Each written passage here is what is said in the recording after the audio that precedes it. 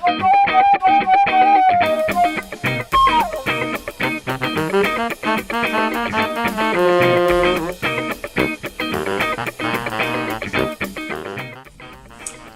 Dan Cohn from Gear Diary here. Thomas yesterday was able to get his HTC Flyer, the HTC Flyer that he pre-ordered because Best Buy was not going to sell them until tomorrow, but they went on sale early. And then I looked on the site last night and Judy got one and didn't happen to mention it to any of us. So I was kind of bummed until I picked up mine. So this is the HTC Flyer. Let's just take a quick comparison look at a couple of different devices, okay? This is the HTC Flyer next to, compared to the iPhone. You can see nice about the same depth, you know, obviously a lot smaller, 3.5 inch and 7 inch. This is the Flyer with a MyTouch. Let me see if I can get my hands out of the way. With the MyTouch, you can see, get the look that way.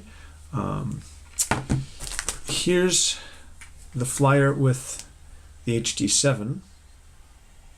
Let's get the right angle. There we go. With the HD7.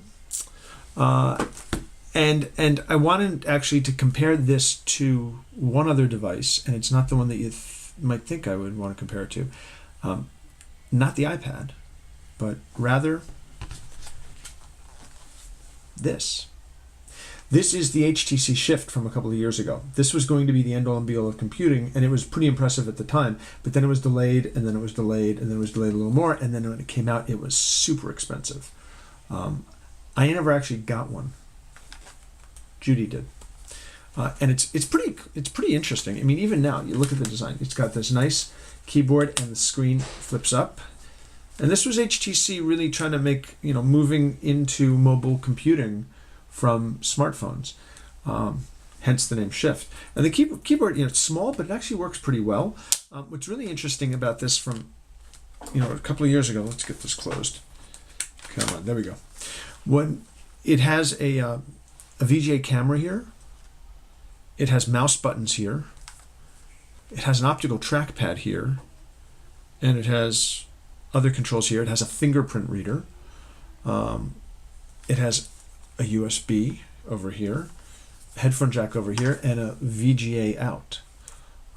It was a pretty innovative, powerful device in its day. And this is what I thought I would do. Let me just hold them up next to each other. So if you take a look at the HTC Flyer in front of the Shift, let me get it so it's, again, it's hard to hold. There, obviously the Shift is a whole lot thinner, but they're about the same length and about the same size. And in fact, the screen, if I can get you in front of the camera, the screen size is about the same between the two. So in a lot of respects, the Flyer is where they were headed with this. This is the HTC Shift again. And it really, on many levels, is where HTC was going. And now, as of yesterday, they've arrived with this. Again, the HTC Flyer. Really a nicely made device, feels really nice. 1.5 gigahertz processor, not dual core, but it is super fast. I have not seen any lags. Thomas said that he saw some lags in it. I haven't. I'm finding it to work, you know, really nicely. And the HTC Sense, which I love using Sense. Thomas isn't familiar with it, so he's getting used to it now. But here's the Flyer, it's out. They also, it comes, not comes, but if you get the Wi-Fi at Best Buy, you can have the privilege of paying $80 for this stylus. The inking experience on it, not really very good. Sadly, not very good. I mean, look, it's probably nice to have it, but if I had any thoughts that this combination was going to replace my LiveScribe Smart Pen, took about 3 seconds to realize that's not happening. LiveScribe Smart Pen, Echo Smart Pen, totally safe with it. But really, again, a nice device. I think it would be really great when there's the 4G versions of this out, or even the 3G versions. I know that Sprint is doing pre-orders now.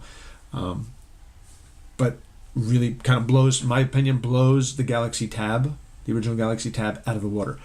Thinner, build quality's better. The tab felt like a toy. This doesn't feel like a toy. This feels like mobile computing. Really, really nice. This has been a really quick first look. Let's just take another comparison. Here is HTC then, the HTC Shift. Here's HTC now. Nicely done. This is Dan Cohen for Gear Diary. Thanks for watching.